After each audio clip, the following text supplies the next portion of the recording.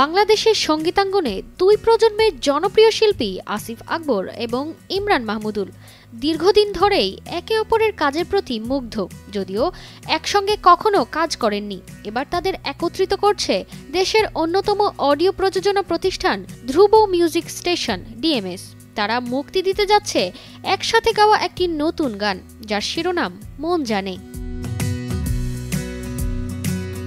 এই গানটির ভিডিও ইতিমধ্যে নির্মিত হয়েছে এবং এতে উপস্থিত থাকছেন আসিফ আকবর ও ইমরান মাহমুদুল, যা তাদের ভক্তদের মধ্যে ব্যাপক উচ্ছ্বাস সৃষ্টি করেছে।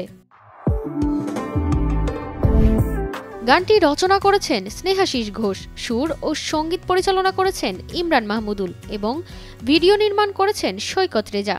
আসিফ আকবর জানিয়েছেন, ইমরান মাহমুদুল এই প্রজন্মের সবচেয়ে জনপ্রিয় শিল্পী কম্পোজার। তার পেশাদারিত্ব এবং বাস্তববাদী মনোভাব কাজের মান উন্নত করেছে।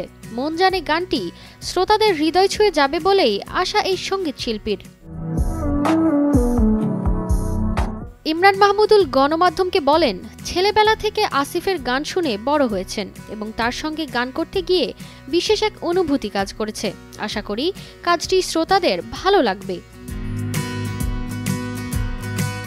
ধ্রুব মিউজিক স্টেশন ডিএমএস জানায়, এই গানটি ৫ জানুয়ারি তাদের ইউটিউব চ্যানেলে প্রকাশ পাবে। পাশাপাশি গানটি শোনা যাবে বিভিন্ন দেশি ও আন্তর্জাতিক অ্যাপেও।